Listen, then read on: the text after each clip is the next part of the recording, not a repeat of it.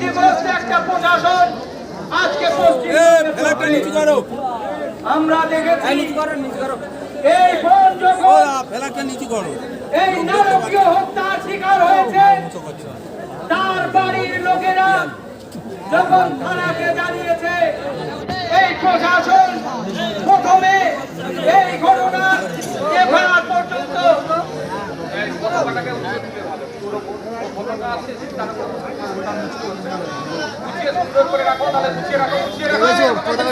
বলছিল কটা মিছিলে ঘুরে বুঝছে না বন্ধ হয়ে গেছে।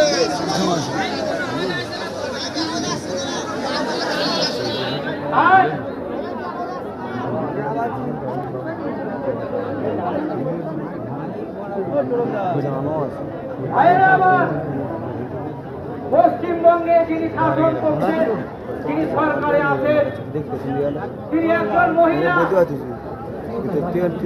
এই সময় হিন্দু ধর্মের ভাইদের যে দুর্গা উৎসব শুরু হয়েছে, তারা তাদের ধর্ম পালন করবে, কিন্তু যে মাননীয় মুখ্যমন্ত্রী যিনি একজন মহিলা, এরকম একটা নারকীয় ঘটনা যারা ঘটিয়েছে তাদের শাস্তির দাবির জন্য তার আজকে রাজপথে থাকা দরকার ছিল। সেটা না করে একজন মহিলা হওয়া সত্ত্বেও এই ছোট বোনের সাথে যে ঘটনা ঘটেছে তার মুখ থেকে নিন্দাজনক কোনো ঘটনা, কোনো কথা আজকে আমরা শুনতে পেলাম না। আমরা দেখছি তিনি আজকে ঢাক বাজিয়ে আনন্দ করছে। আমরা এখান থেকে মুখ্যমন্ত্রীকে ধিক্কার জানাচ্ছি, মুখ্যমন্ত্রীকে। তিনি আজকে আমরা বারবার দেখেছি যে সমস্ত ঘটনা তার আমলে ঘটছে, তিনি শাস্তি দেওয়া তো দূরের কথা, তিনি সেই সব বাড়ির মহিলাদেরকে, তার বাড়ি যে সমস্ত বাড়ি নির্যাতনের শিকার হচ্ছে তাদের বাড়িতে তার নেতা কর্মীদেরকে পাঠিয়ে তাদের যেন মুখ বন্ধ হয়, তারা যেন প্রতিবাদ না করতে পারে, তারা যেন এই জানিয়ে কোনো কেস না করতে পারে, তার লোকজন পাঠিয়ে দিয়ে তিনি তাদেরকে মুখ বন্ধ করার চেষ্টা করছে। কিন্তু আমরা আজকে এখানে দাঁড়িয়েছি, এখান থেকে জানিয়ে দিতে চাই, তারা যদি মনে করে ওই নির্যাতিতার পরিবারকে ভয় দেখিয়ে তাদেরকে দোষী আড়াল করতে চায়, আমরা আজকে এখান থেকে জানিয়ে দিতে চাই, ইন্ডিয়ান সেকুলার ফ্রন্ট তথা পিটার নওশাদ সিদ্দিকী বাংলার মানুষের জন্য তিনি জেগে আছেন। ইন্ডিয়ান সেকুলার ফ্রন্ট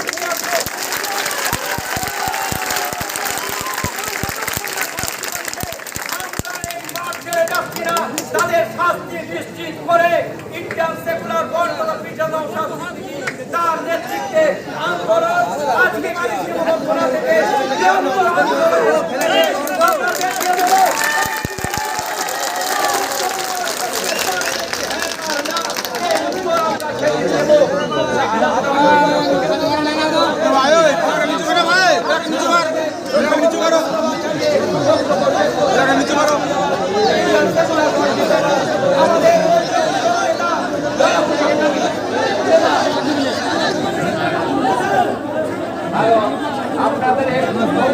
10টা মিনিট টাইম দিতে হবে। আপনাদের কাছে অনুরোধ করছি, কথা বলবেন না।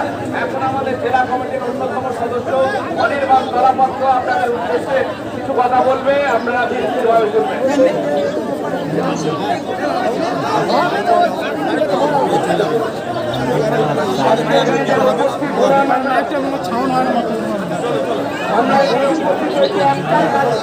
একটাই কারণ যে কোথায় রাজ্য দিয়ে আমরা শুধু একটা প্রশ্ন করতে চাই নিজেদেরকে, আমরা কত সহ্য করবো, কটা আমার বোন এরকম ভাবে মারা গেলে তবে আমরা প্রশ্ন করবো আমাদের যারা এমএলএ আছে, আমাদের যারা এমপি আছে, আমাদের যারা মন্ত্রীরা আছে, তাদেরকে আমরা কবে প্রশ্ন করবো যে আপনাদেরকে আমরা ভোট দিয়েছি আমাদেরকে রক্ষা করার জন্য, আমাদের দেশে হাত তুলে দেওয়ার জন্য, আমাদের হাতে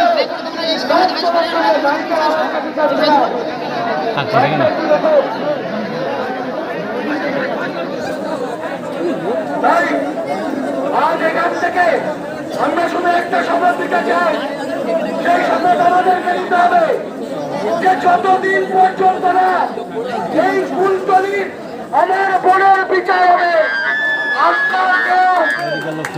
আমরা কেউ ময়দান ছেড়ে উঠবো না, আমরা ময়দানে থাকবো, আমরা ময়দানে থেকে আমরা এই লড়াই করবো। বসে গেলে পিছনের লোকগুলো দেখতে পারে, পিছনে অনেক লোক দাঁড়িয়ে গেছে। সরকারকে সুযোগ দেব না যাতে তারা প্রমাণ নষ্ট করতে পারে, তার সুযোগ আমরা দেব না। আমরা থাকবো পুকুর মার্গে যেরকম ছিলাম, এইখানে যেরকম ছিলাম, আগামী দিনে থাকবো এবং আমাদের জীবনের শেষ রক্তবিন্দু অব্দি আমরা চেষ্টা করব আমরা এই জয় ছিনিয়ে আনবো, নির্যাতিতার বিচার ছিনিয়ে আনবো, এই কসম যাতে আজকে আমরা এখান থেকে খেতে পারি, তার জন্য আজকে আমাদের এখানে আসা এবং আপনাদের সকলকে অসংখ্য ধন্যবাদ। আপনারা যেভাবে এগিয়ে এসছেন, আপনাদের ঘরের মেয়ে আমাদের ঘরের মেয়ে, বিচারের দাবিতে এই বিচার ছিনিয়ে তবেই আমরা ময়দান থেকে বেরোবো, এই কথা বলে আপনাদের সকলকে ধন্যবাদ জানিয়ে আমি আমার সংক্ষিপ্ত বক্তব্য শেষ করলাম। ইনকলাব জিন্দাবাদ, আইএসএফ জিন্দাবাদ, বিচার নওশাদ সিদ্দিকী জিন্দাবাদ। আপনারা ধীর স্থির ভাবে যেভাবে সহযোগিতা করছেন আর কয়েক মিনিট সহযোগিতা করুন। আপনারা যার কথা শোনার জন্য এতক্ষণ অপেক্ষা করছেন, আমাদের দলের প্রিয় নেতা মোহাম্মদ নওশাদ সিদ্দিকী।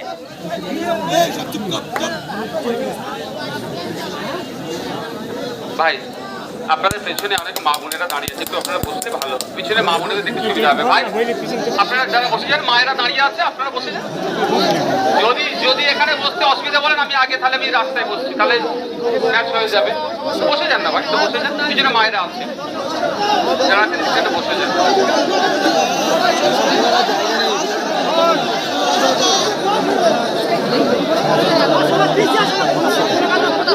আস্তে আস্তে বন্ধুগণ, এটা আমরা 24 ঘন্টার নোটিশে কিন্তু করিনি, অল্প সময়ের মধ্যে কালকে রাত্রে আমাদের জেলা কমিটির যারা আছেন তাদেরকে বলে একটা আমরা বিক্ষোভ মিছিল করেছি। এই বিক্ষোভ মিছিলটা কেন করেছি আমরা? কারো মেয়ে, কারো দিদি, কারো কন্যা, কারো বোন টিপাখালীর তথা কুলতলির যে বছর দশেকে নাবালিকাকে যৌন নির্যাতন করে খুন করেছে, সত্যি বলছি আমাদেরকে ভাবাচ্ছে। এখনো যদি মনে করি আমরা আমাদেরকে ঘরে বসে থাকতে হবে আর ফেসবুক হোয়াটসঅ্যাপে একটু খেলা করবো, দুটো কমেন্ট করবো, তাহলে কিন্তু হয়তো আগামী দিনে আপনার মেয়েটা টার্গেট হতে পারে। আজকে আমাদের রাস্তায় আমার কারণ হচ্ছে সুরক্ষিত রাখার জন্য। আজকে কি মাগুর টিপাখালীর যে আমার বোনটা, যে আমাদের কন্যাটা, যে কালো দিদিটা, শুধু নয় প্রত্যেকের বাড়ি মেয়ে আছে, সেই মেয়েগুলো নিরাপত্তা দেওয়া দরকার, তাদের কাছে সেফটি সিকিউরিটি পায়, তার জন্য আমাদের আজকে রাস্তায় নামতে হয়েছে। আর আমাদের যে বোনের সাথে যে অন্যায় হয়েছে, কোন রকম ভাবে ছলা করা চলবে না, কোন রকম ভাবে ছলা করা চলবে না। হাসপাতালের মাধ্যমে দ্রুত বিচারের ব্যবস্থা করতে হবে। যদি রাজ্যের মুখ্যমন্ত্রী ব্যর্থ হয়, ওদের ছেড়ে দিয়ে আমাদেরকে দায়িত্ব তুলে দিন।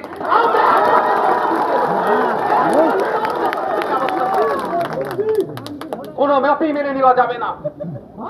একটার পর একটা যেভাবে অন্যায় হচ্ছে, কখনো বয়স্ক মহিলা, কখনো আপনার 30-35 বছরের, তো কখনো 10 বছরের বাচ্চা একে হাইনাদের হাত থেকে মুক্তি পাচ্ছে না। বন্ধুগণ একটু ভাবুন, আমাকে ভাবাচ্ছে। আস্তে আস্তে কথা বলছিলাম, কয়েকজন মায়ের সাথে দেখা হয়েছিল, আমাকে বলল যে একটা মা ছাড়া এর থেকে বেদনা দেও কেউ বলতে পারবে না।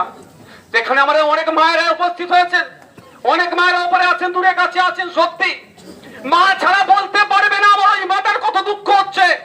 তো এই মাটাকে দুঃখ আমাদেরকে ভাগ করে নিতে হবে এবং ওই মাকে দেখিয়ে দিতে হবে যে বাজে কুলাঙ্গাররা এই অন্যায় কাজ করেছে, তাদের যতক্ষণ না শাস্তি হচ্ছে আমরা ওই মায়ের সাথে থাকবো। টিভিতে এসে বড় বড় ভাষণ দিয়ে চলে যাবে, ওটা হতে দেব না। একটা ডেডলাইন চাই, আমাদের ডেডলাইন চাই।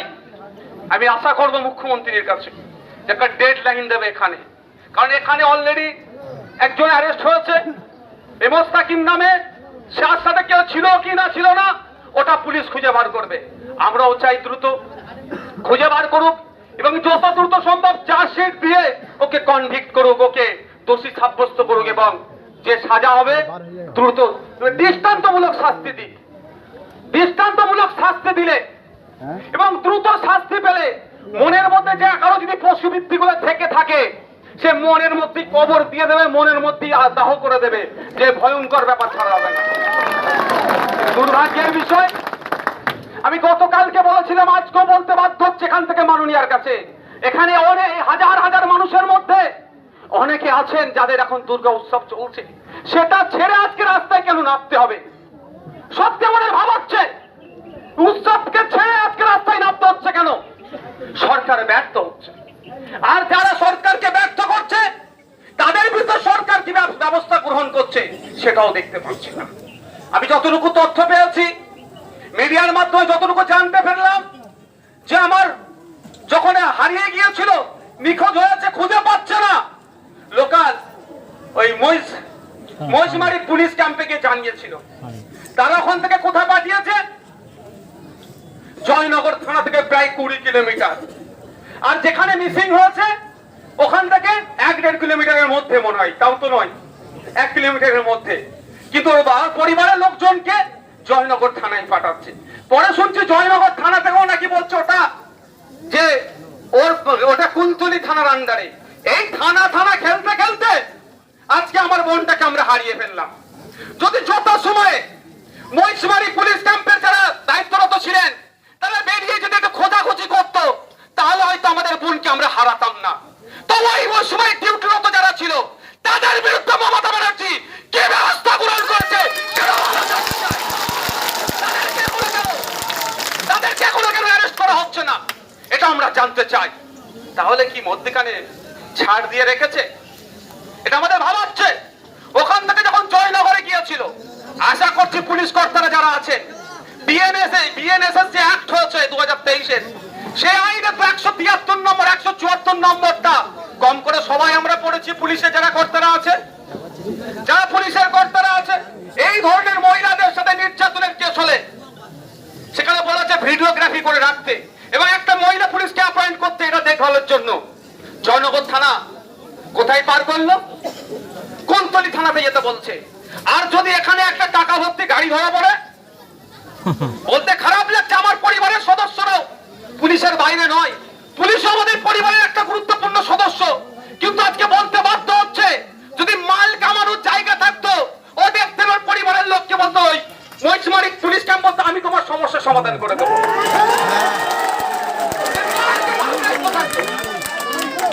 আমাকে খারাপ লাগছে, বলতে বাধ্য হচ্ছি, প্রশাসনের কর্তাদের উদ্দেশ্যে বলছি। জানেন না জিরো এফআইআর কি জিনিস? জিরো এফআইআর করে তো ওটা ওই থানায় পাঠ করে দিতে পারতো। জিরো এফআইআরটা হচ্ছে যেখানে ঘটনা ঘটেছে সেই থানাতে করলেও, আমি যা শর্টে বলছি ভাই, কনসার্ন থানাতে পাঠিয়ে দেওয়া যায়, সেটা করলো না কেন? যে বা যারা এই কাজটা করেনি, আমি আশা করব পুলিশ মন্ত্রী ওই সমস্ত সব পুলিশ কর্তাদের বিরুদ্ধে আমার লড়াই নয় বা তাদের বিরুদ্ধে আমরা নয়। তারা আমাদেরকে নিরাপত্তা দিচ্ছে বলে আমরা শান্তির সাথে রাত্রে ঘুমাচ্ছি। কিন্তু পুলিশ সেজে যারা দায়িত্ব পালন করছে না তাদেরকে ধিক্কার নিন্দা জানাচ্ছি।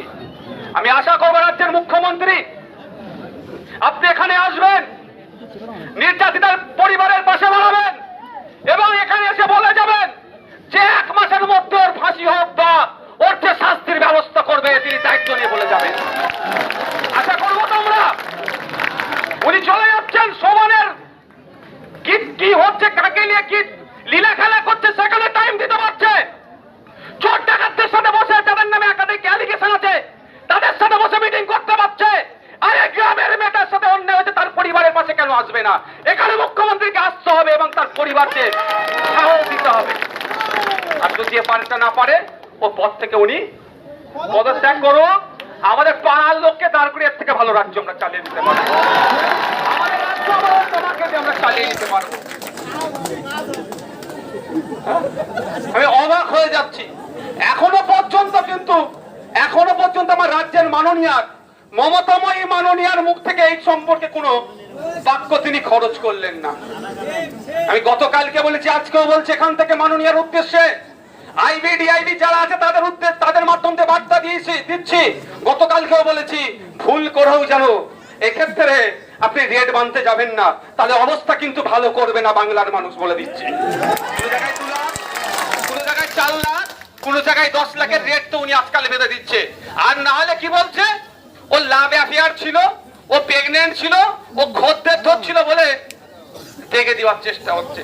আচ্ছা বন্ধুগণ যারা উপস্থিত হয়েছে, আপনারা বলুন তো এত বেড়ে যাচ্ছে কেন এই কাণ্ডগুলো? আপনাদের মনকে প্রশ্ন করে না যে এত একের পর এক কেন ঘটনা ঘটে যাচ্ছে? এই কদিন আগে কলকাতার যে ঘটনা ঘটেছে, যেভাবে সারা রাজ্য প্রতিবাদ হয়েছে, তারপরে এই ঘটনা ঘটছে কেন বলুন তো? এই ধর্ষকগুলো, এই খুনিগুলো, এই সমাজ বিরোধীগুলো কোন রকম ভাবে যেন একটা মেসেজ পাচ্ছে রাজ্য সরকার আছে তো, আমি যাই অন্যায় করবো ও আড়াল করে নেবে উকিল লাগিয়ে। তার প্রমাণ আমার তিলোত্তমা দিদির জন্য। আস্তে আস্তে আস্তে কি হয়েছে? ওকে একটু বাইরে বার করে নিজে পানি দাও একটু, যাও। অতজন কথা বললে তো আরো অসুস্থ হয়ে যাবে। আমাদের উকিল সাহেব যাও তো তুমি ভাই, ওকে একটু বসতে দাও, ফাঁকা জায়গায় একটু বসতে, একটু পানি মুখে দাও। আসলে এখানে একটু পানি দাও, বসো বসো, মুখে একটু পানি দাও। তো তিলোত্তমা বোনের জন্য তৃণমূলের পক্ষ থেকে, শাসকের পক্ষ থেকে কি বলেছিল, 1 সপ্তাহের মধ্যে ব্যবস্থা হবে। এটা আপনাদের জেনে রাখা দরকার। বলে বরের মায়ের, মানে বরের ঘরের পিসি আর কুলের ঘরের মাসি, এ বলছে আপনাকে আমাকে কি জানাচ্ছে যে 1 সপ্তাহের মধ্যে বিচার চাই। কিন্তু এই ধর্ষক খুনিগুলোকে বাঁচানোর জন্য আপনার আমার ট্যাক্সের টাকা দিয়ে তৃণমূলী সুপ্রিম কোর্টে ডজন ডজন উকিল আবার লাগাচ্ছে। মিথ্যা নিন্দা জানাবেন না? ওটা ধর্ষকদের কাছে, খুনিদের কাছে একটা হয়তো মেসেজ চলে যাচ্ছে, যাই অন্যায় করি না কেন দিনের শেষে হয়তো এই সরকার আমাদেরকে বাঁচিয়ে নেবে, আড়াল করে দেবে। ফলে আজকে ঘটনা বেড়ে যাচ্ছে। 2020 সালে আপনাদের মাধ্যমে জানতে পারলাম, আজকে আমার যে বছর 10 যে আমার নাবালিকা বোনের সাথে যারা অন্যায় করেছে বা যে অন্যায় হয়েছে, বছর 2020 সালে ওর বিস্তৃত দিদির সাথেও নাকি এই ধরনের তাকে ধর্ষণ করেছিল। এবং সে যখন লোকাল থানাতে গিয়েছিল, সে সময় কে পুলিশ কর্তা ছিল জানি না, সেই পুলিশ কর্তারা নাকি তাকে বলেছিল বা তার পরিবারকে বলেছিল টাকা পয়সা নিয়ে অ্যাডজাস্ট করে নিতে। ফলে সে বাধ্য হয়ে সুসাইড করছে। আমরা এখানে উপস্থিত হয়েছি আগামী দিনে এই ধরনের ঘটনা ঘটতে না দেওয়ার জন্য। আমরা এখানে উপস্থিত হয়েছি আমার বোনের সাথে যারা এই পৈশাচিক কাজ করেছে, এই ধরনের কাণ্ড ঘটিয়েছে, সে বা তাদের সর্বোচ্চ শাস্তি চাই। এই জন্য আমরা উপস্থিত হয়েছি। কোনো মতেই ছাড় দেওয়া যাবে না। মুখ দেখে কার দল করে কি করে কোনো ছাড় দেওয়া যাবে না। আমি এখানে এসে বলে যাচ্ছি, এখানকার মাটি থেকে দাঁড়িয়ে, যদি আমরা দেখছি যে এটা সঠিকভাবে তদন্ত হচ্ছে না, মায়েদের উদ্দেশ্যে বলবো যারা এসেছেন, আগামী দিনে কলকাতা রাজপথে আমরা যে অবরুদ্ধ করব, তাতে যদি দুটো পুলিশের গুলিকে মত্তাই মরবো। কারণ আমার বোনকে যারা ধর্ষণ করেছে, যারা নির্যাতন করেছে, তারা বাইরে থাকবে, তারা ছাড় পেয়ে যাবে, এটা মানবো না আমরা। রাজি আছেন? রাজি আছেন? আমরা কি কলকাতা রাজপথে বসবো? যে আমার কিসের জন্য? আমার 2 বিঘা 4 বিঘা জায়গার জন্য বসবো না, আর ক্ষমতার জন্য বসবো না। আমার বোনের বিচারের জন্য, আমার বোনের সাথে যারা অন্যায় করেছে ইনসাফ ন্যায় দেওয়ার জন্য আমরা কি করব? রাস্তায় বসবো। আমি একটা জিনিস ভেবে পাই না, আপনার গত বছরে এই যে মিসিং কেসটা না, এখানে পুলিশ কর্তারা থাকলে পরে জিজ্ঞাসা করবেন, তারা সহজে নিতে চায় না কেন, আমি বুঝে পাই না এখনো। গত বছরে কলকাতার এক ছেলে, সরি মালদার এক ছেলে কলকাতা এসেছিল নিটের কোচিং নিতে। নিটের কোচিং এ পাস করবে, এমবিবিএস ডক্টর হবে, সেই লক্ষ্যে এসেছিল। এটা বড় লোক বাড়ি, হাত ছেলে ছিল, হাতে আইফোন ছিল, টাকা পয়সা ছিল।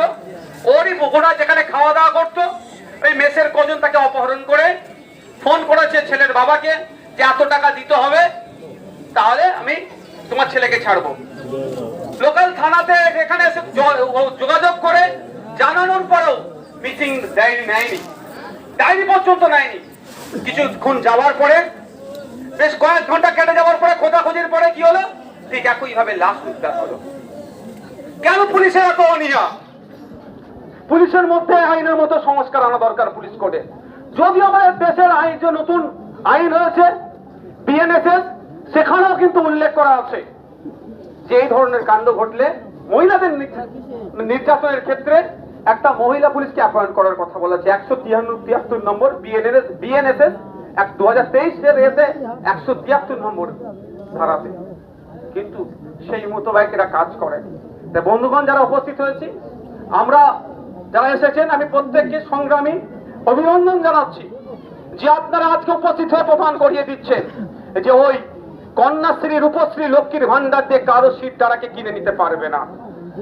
কারণ হচ্ছে ওটা যারা দিচ্ছেন না, আমাদের প্রাপ্য আমরা পাচ্ছি, ঠিক কথা। কেউ আমাদের দান ভিক্ষা দিচ্ছে না, আমাদের ট্যাক্সের টাকায় ঘুরিয়ে আপনার ট্যাক্সের টাকা আমার মাকে দিচ্ছে, আমার মায়ের ট্যাক্সের টাকা হয়তো আপনার মাকে দিচ্ছে, এর থেকে বেশি কিছু নয়। ওটা কালীঘাট থেকে ট্যাক্সাল নয়, টাকা ছাপিয়ে আপনাকে আমাকে দিচ্ছে, ওটা আমাদেরই ট্যাক্সের টাকা। কিন্তু আমাদেরকে লক্ষ্মীর ভান্ডার, রূপশ্রী, কন্যাশ্রী দিয়ে আমাদের মেয়েদের উপর অত্যাচার হবে, আমাদের বাড়ির বউগুলোর উপর অত্যাচার হবে, আমাদের কন্যাগুলো, শিশু কন্যাদের উপর অত্যাচার হবে। আমরা বুক বুঝে চুপ বসে থাকবো, সেটাও আমরা মানব হতে পারে না। আমরা রাস্তায় নেমেছি, রাস্তাতেই থাকবো। দ্রুত বিচার চাইছি এবং মুখ্যমন্ত্রী বিবৃতি চাইছি। এখানে এসে মুখ্যমন্ত্রী তার বাড়িতে গিয়ে বিবৃতি দেবে, এটা আশা করছি। তবে ওই বিবৃতি আমরা নেবো না। কেউ কোন বিবৃতি? কামদুনির ঘটনা আমাদের ভুলে যাচ্ছি না। কামদুনিতে কি বলেছিল? অল্প কয়েকদিনের মধ্যে চার্জশিট হয়ে যাবে, অল্প কয়েকদিনের মধ্যে কি হবে, যারা দোষী শাস্তি পেয়ে যাবে। আর আমরা কি দেখলাম? 10 বছর পার হয়ে গেল, কামদুনির নির্যাতিতা আজও কাঁদছে। কাঁদছে মানে সে যেখানেই থাকুক, শান্তিতে থাকুক, সেই জায়গাতে কাঁদছে, তার পরিবার কাঁদছে, এখনো বিচার পাচ্ছে না। তাই বন্ধুগণ, চুপ করে গেলে হবে না। আমি আপনাদের অনুরোধ করছি, রং দেখতে যাবেন না। অনেক রঙের খেলা খেলেছে, জাত বর্ণ দেখতে যাবেন না। কারণ যারা এই ধরনের কুকর্ম করে বেড়ায়, যারা শয়তান টাইপের হয়, যারা অমানুষ টাইপের হয়, যারা সমাজ বিরোধী হয়, যার ধর্ম তারা দেখে না, আপনার আমার মেয়ের প্রতি তারা লোভ রাখে। তাই আমি আপনাদের বলবো, অনুরোধ করছি, যার ধর্ম বর্ণ দেখতে যাবেন না।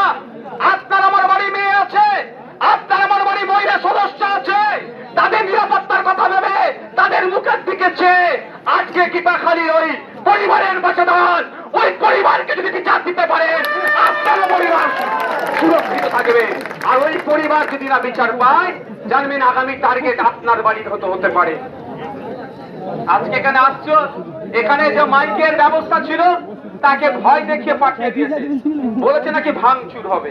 কেউ তো বলেছে, যে বলেছে আমি তার উদ্দেশ্য শুধু বা তাদের উদ্দেশ্যে বলছি, বাড়ি যাবেন, গিয়ে আপনার বাড়ির মহিলা সদস্যগুলোর মুখের দিকে একবার তাকাবেন আর আমার নির্যাতিতা মনের কথা একটু ভাববেন। এতটুকুই আপনাদের বলবো। যারা আজকে ভয় দেখিয়ে একটা মাইকারিকে পাঠিয়ে দিয়েছে, নাকি ভাঙচুর হবে, এনাবে তান হবে, অনেক ভয় দেখিয়েছে। তো কথা হচ্ছে, গণতন্ত্রকে যদি কেউ ভাঙতে আসে, আমাদেরকেও তো গণতান্ত্রিক প্রক্রিয়ায় জবাব দিতে হবে ভাই। হ্যাঁ, গণতন্ত্রকে কেউ যদি ধূলিসাৎ করতে আসে, গণতান্ত্রিক প্রক্রিয়াতেই তাকে ধূলিসাৎ করতে হবে। তো এই যারা এই ধরনের অন্যায়কে প্রশ্রয় দিচ্ছে, তাদের বলবো, পাপকেও ছাড়ে না। কিন্তু আপনারা পাপকে প্রশ্রয় দিচ্ছে, এই পাপ কিন্তু আগামী দিন আপনার ঘরেও হতে পারে। আমরা চাই না আপনার ঘরের সাথে হোক, আপনার সাথে অন্যায় হোক। আসুন, রাস্তায় আসুন।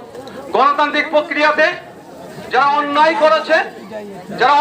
করেছে তাদের বিরুদ্ধে সোচ্চার হন। আপনার রাজনৈতিক পরিচয় থাকতে পারে, যার বিভিন্ন রাজনৈতিক পরিচয় থাকতে পারে, সব পরিচয়ের ঊর্ধ্বে এখন আমরা মানুষ হয়ে, আমাদের পরিবার আছে, তাই একজন মানুষে একজন নির্যাতিতার পাশে দাঁড়াতে হবে। আমি শেষ করার আগে একটা কথা বলবো, মাইকের আওয়াজ যাচ্ছে আইবিডিআইবির মাধ্যমে, যে এই ঘটনাকে কেন্দ্র করে কয়েকটা মানুষ রাগের ক্ষোভের বই প্রকাশ করতে গিয়ে কিছু ঘটনা ঘটেছে। সেই ঘটনাকে সামনে রেখে যদি কোনো মানুষের প্রতি প্রশাসনিক কোনো অ্যাকশন নাই, কিন্তু এর পরিণতি যে কি ভয়ঙ্কর হবে, সে তো আসবো। এর পরিণতি যে কি ভয়ঙ্কর হবে, প্রশাসন কিন্তু সামলাতে পারবে না। বলে যাচ্ছে প্রশাসনের উদ্দেশ্যে। ওইটাই তো বলে যাচ্ছে, এটাই কারণ এতদিন মানুষ মুখ বুজে সহ্য করেছে, অন্যায় হয়েছে। এই অন্যায়টা হতো না যদি এই কৃপামারির সরি আপনার মহিষমারি বাজারের যে পুলিশ পোস্ট যে ছিল তারা যদি যত সময়ে ব্যবস্থা নিত, তাহলে আজকে আমাদের এখানে আসতে হতো না, আমাদের বোনটাকে হয়তো আমরা হারাতাম না। তাহলে প্রশাসনের ব্যর্থতার জন্য আজকে আমার বোনকে আমরা হারিয়েছি। তা আমরা এখান থেকে আওয়াজ শুনছি প্রশাসনের উদ্দেশ্যে, যেই প্রশাসনের কর্তাদের জন্য আজকে আমাদের বোনকে হারিয়েছি তাদের বিরুদ্ধে ব্যবস্থা গ্রহণ করুন, এবং যে বড় খাদক যারা আছে তাদের বিরুদ্ধে আপনারা ব্যবস্থা নিন। সমগ্র প্রশাসনের বিরুদ্ধে আমাদের ক্ষোভ নাই, রাগ নাই, অভিমানও নাই। যারা এসছেন সকলকে সংগ্রামী অভিনন্দন জানিয়ে আজকে আমার বক্তব্য এখানে সমাপ্ত করছি। আমাদের এই লড়াই চলতে থাকবে যতক্ষণ না পর্যন্ত